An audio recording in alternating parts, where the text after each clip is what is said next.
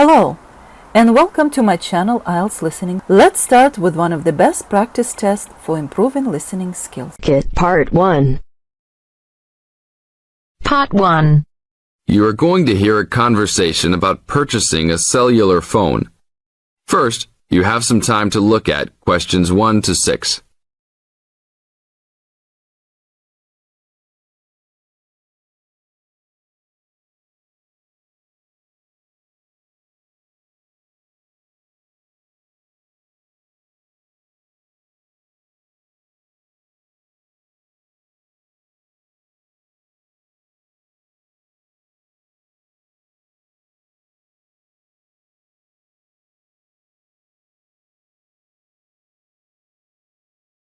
Now listen to the tape and answer questions 1 to 6. Excuse me, can you give me some information about purchasing a cellular phone? Of course, my pleasure. We carry all sorts of phones, from the most basic phones to very sophisticated web-enabled phones. I will do my best to help you find a phone that suits your needs. Thanks. I'm looking for 2 cellular phones, one for me and one for my son. I think I won't need anything too sophisticated, just your basic phone functions. But maybe my son will like something with more functions. Sure, well, let's take a look. So you have no preferences at all? What about the size or colour? How about the brand? Well, I don't really care what brand the cell phone is, but I guess I don't want anything that's too big or too small. I want a phone that can fit nicely in my hand and in my pocket.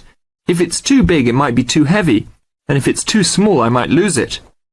Colour I don't really care about either. Well, I don't want a pink phone. Ah, okay, so let's look for something suitable for a working person. How about this one?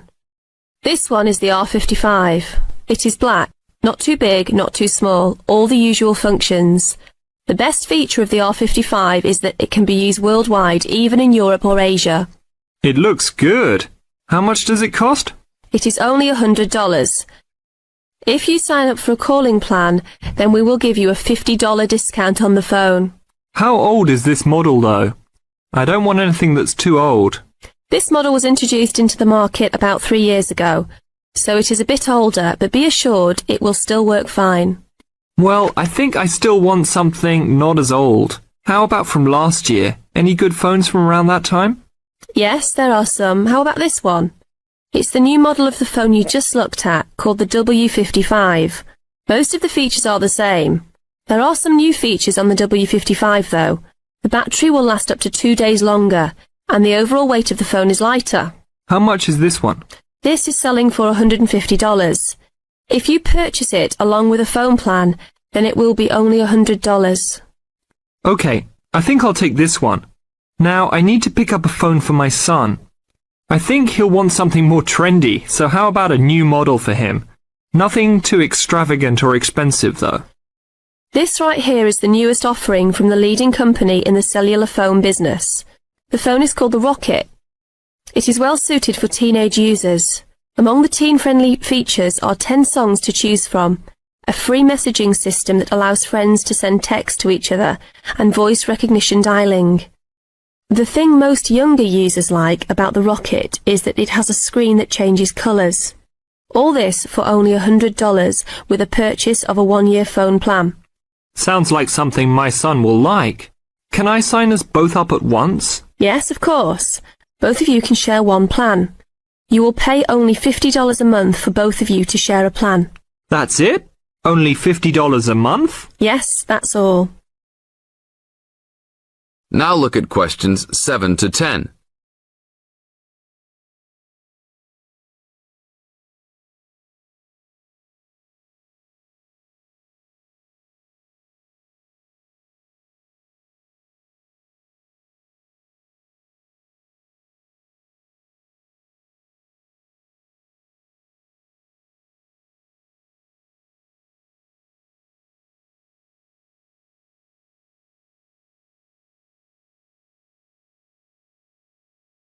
Now listen to the tape and answer questions 7 to 10. Okay, I will need your information. Name and address, please. Richard Derek Jones. What's your profession? I'm an engineer. Address, please. 322 First Street, San Francisco, California. And phone number, please. 621-360-7601. Oh, sorry, that's the wrong number. 621-360-7610. How many phones do you want activated onto your plan? 2 for now. Thank you very much. Your phones will be ready in a minute. That is the end of part 1. You now have half a minute to check your answers.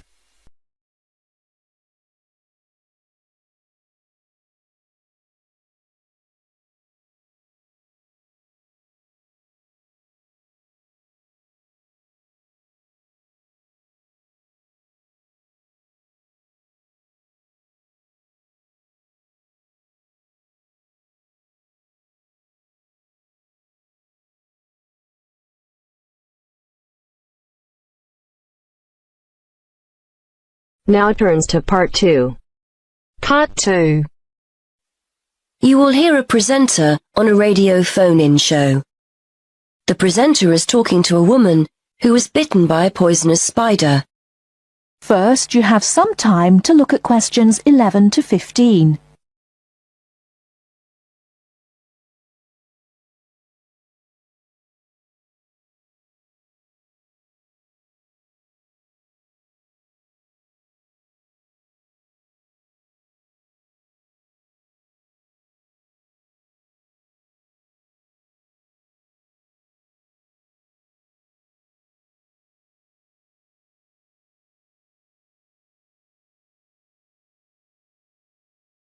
Now, listen carefully and answer questions 11 to 15. Today we're continuing our Traveller's Tales.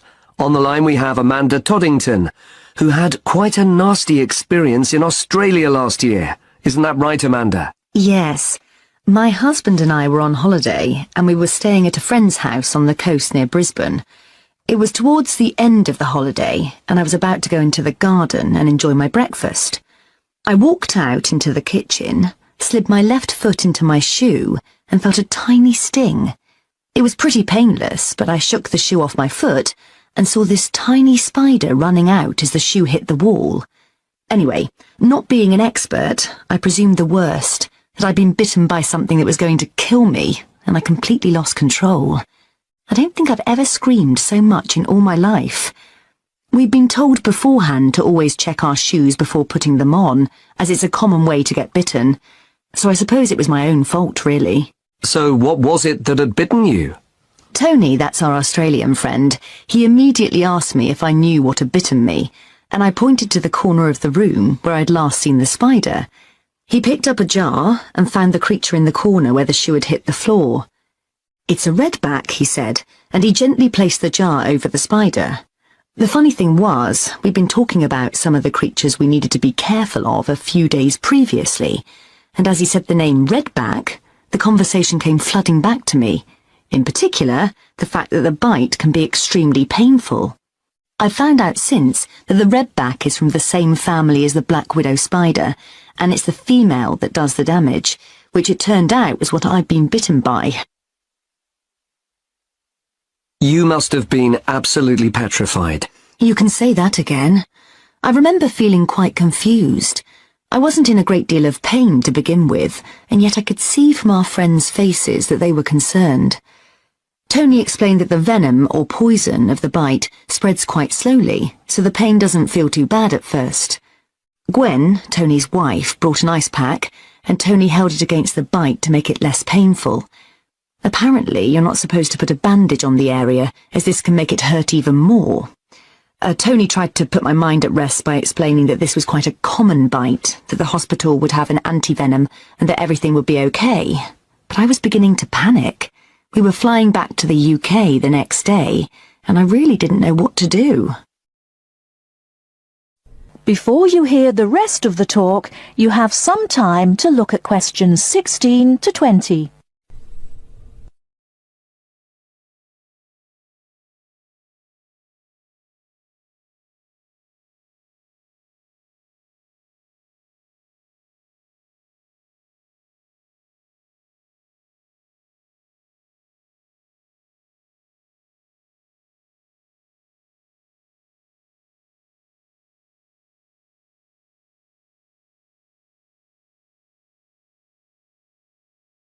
Now listen and answer questions 16 to 20. So what did you do? Well, Tony phoned the doctor, who told him to check my symptoms for the next hour or two. As time went on, the pain became very intense, from my foot right up to my knee.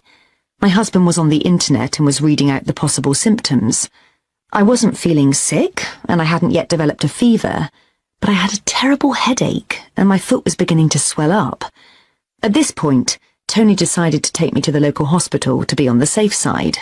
I really didn't want to go, as I had visions of being kept in for days and all our plans being spoilt. But Tony and my husband insisted. When we got to the hospital, I was relieved to see how casual everyone was when Tony explained I'd been bitten by a red-back spider.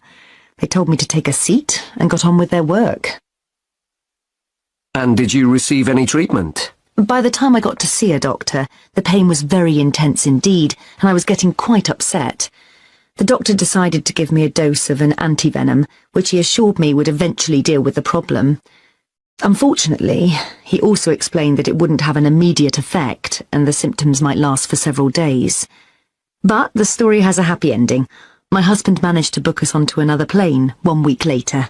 And even better news was that the symptoms of the bite finally cleared up after about 24 hours. Within a couple of days, I was back to normal again. So thanks to the spider, we managed to extend our holiday by a week. That is the end of part 2. You now have half a minute to check your answers.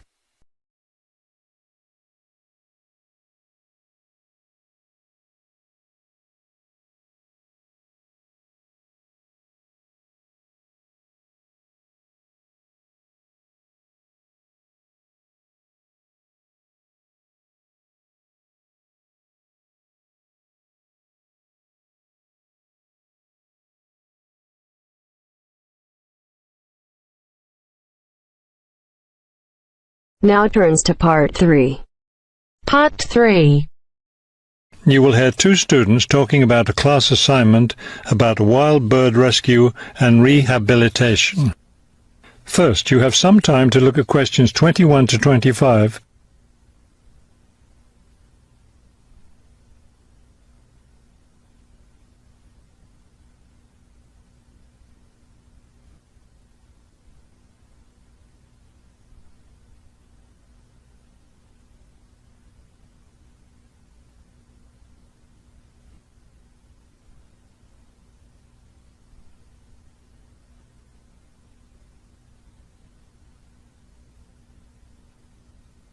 As you listen to the first part of the conversation, answer questions 21 to 25. Okay, let's go over the requirements and see what we have left to do. Let's see. We have to give the professor a written summary of the information we've gathered on a topic, wild bird rescue and rehabilitation.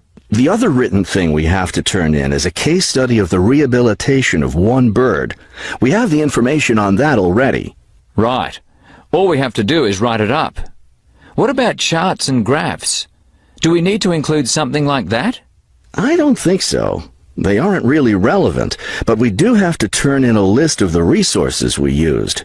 Naturally. What about videos? I heard some of the other students were doing that. Well, I guess that must be optional, because I don't see it on the requirements list. Okay, we should start planning our class presentation, since that counts for half the grade. We've looked at lots of sources of information, but I think our best source was the interviews we did with the wildlife rehabilitators. Agreed. That and the journal articles. I think we have enough information from those two sources for the presentation anyhow. The books we looked at weren't all that helpful. I wonder if we should try to bring in some live birds for the presentation. That would be too difficult, don't you think? But we have lots of photos of rehabilitated birds. We can show those. Before you hear the rest of the talk, you have some time to look at questions 26 to 30.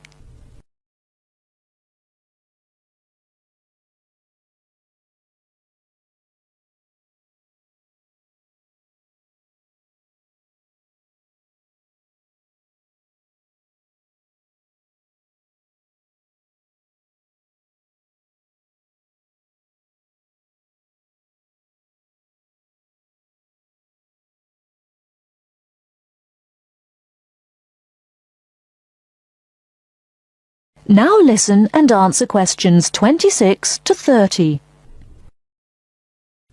Right.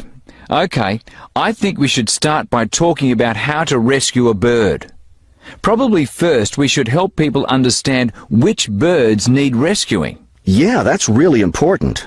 Because a lot of times people see a baby bird that's all alone, or they find a bird sitting on the ground and they think it needs to be rescued.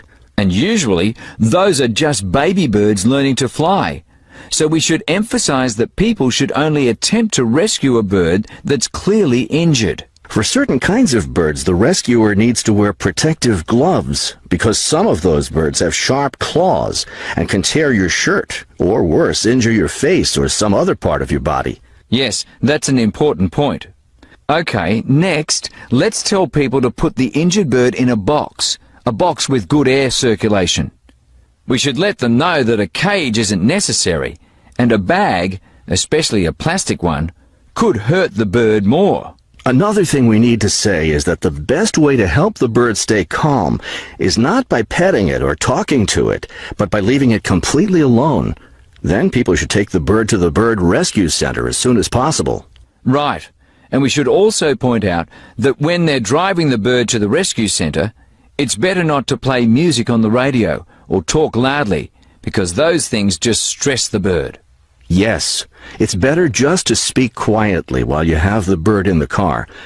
Okay, we've got that part covered. Next we should talk about what happens at the rescue center.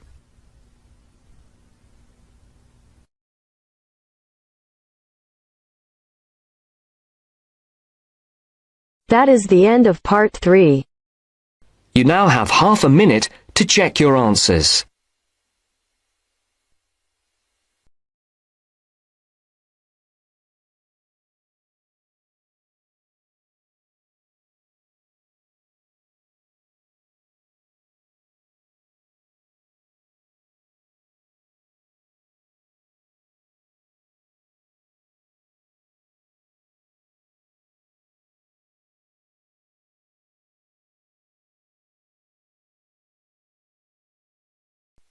Section 4.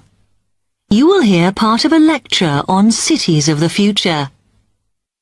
You now have 30 seconds to read questions 31 to 37.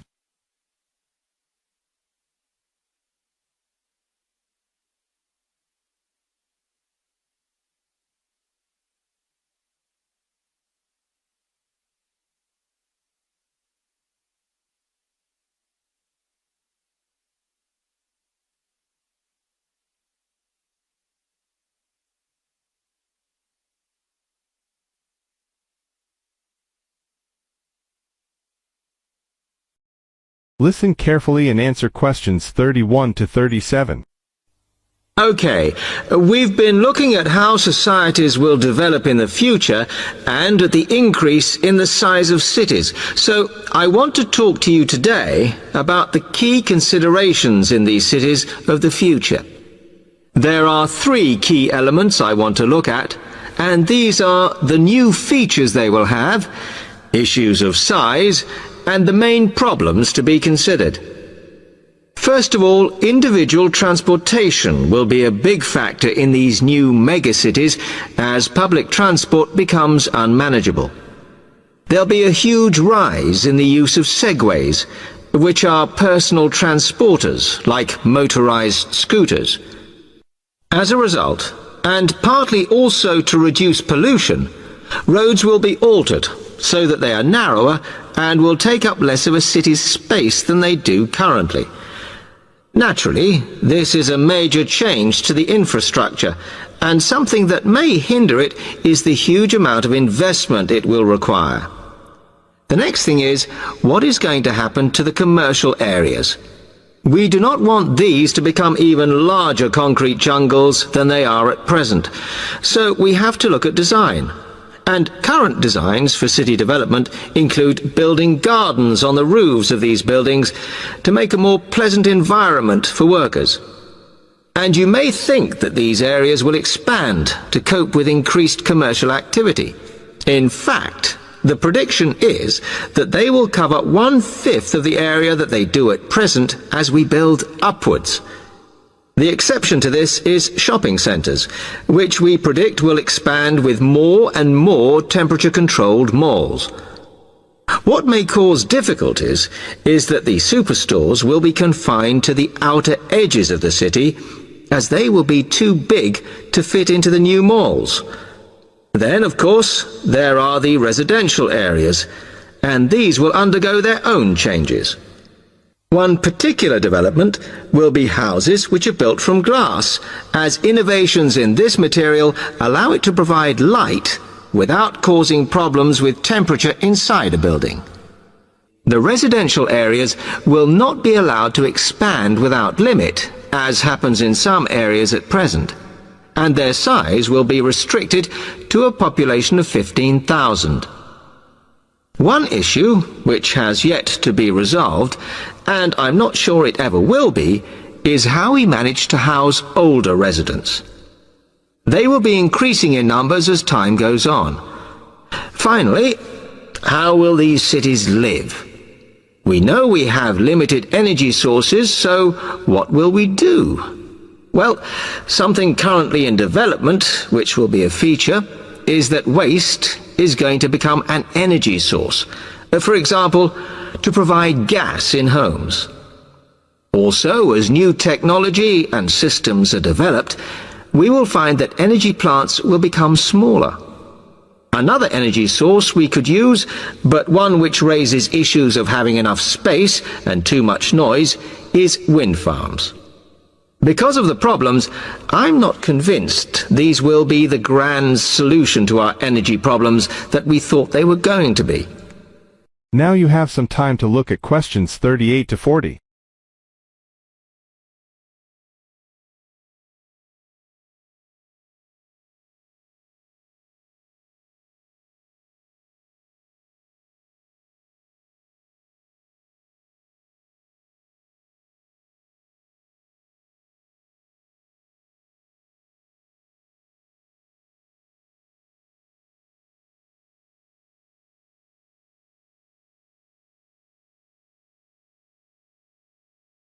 Now listen carefully and answer questions 38 to 40. Now, moving on to looking at the social aspect of cities, we need to look at housing and how people will live. Cities currently have flats in the centre, populated by single people and wealthier residents, and families tend to move to the outskirts. In the future, the centre of cities will see a dramatic change. We will see many more examples of cooperative buildings. This is where people join together to form a company that owns the building they live in. And despite continuing shortages, there will also be a rise in the provision of retirement homes in city centres, so that the elderly can have easy access to hospitals and shops. Recently, we have seen a levelling off in the growth of private housing, and I think that will not change. But we are likely to see more social housing, as far fewer people will be able to afford to own their own homes. Okay, now, if anybody has any... That is the end of section 4. You now have half a minute to check your answers.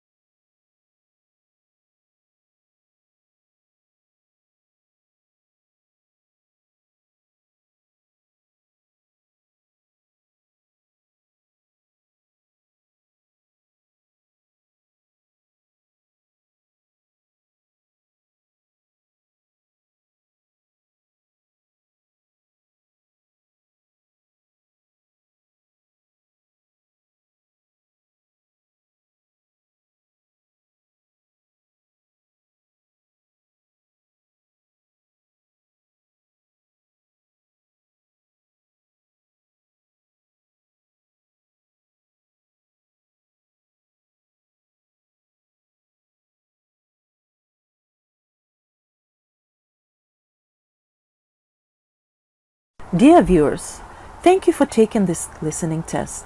Please let me know about your score in the comments section below. Keep on practicing. It's the only way to be successful. We are planning to upload more IELTS helpful videos. Please subscribe to our channel, IELTS Listening. Thank you.